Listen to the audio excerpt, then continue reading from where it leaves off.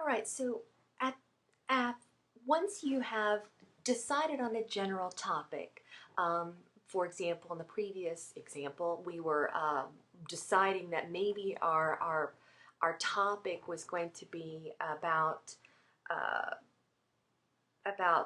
the kind of a remixing of the memoir provided in Memories of Old ET of the gentleman who attended A&M Commerce in the mid 50s, I believe this was the case, and paid for his schooling by working on the campus farm.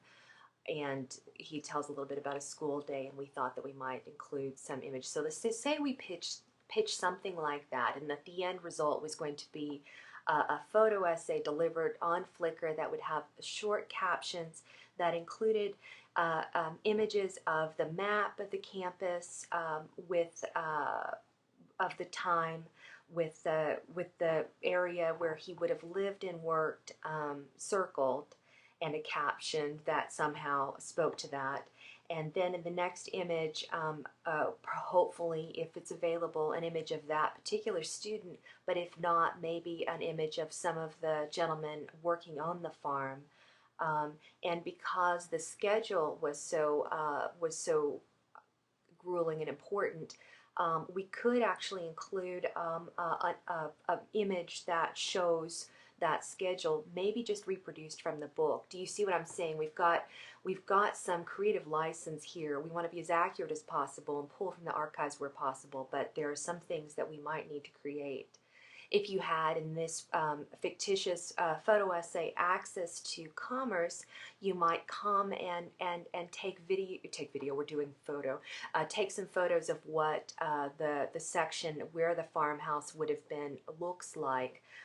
So you could take a picture of the Smith Hall, for example, which is where I understand it was. Certainly a picture of the farming area, and maybe a couple of pictures of the goats that are out there, just to get a picture, an understanding of what it's like now. So you see what I'm saying? Maybe it could include a map of the current space and the change over that, and implied as an underlying theme with this is something that helps us kind of see the disappearance of agriculture, or the retooling of agriculture, and as we move from a much less agricultural community to one that's very different.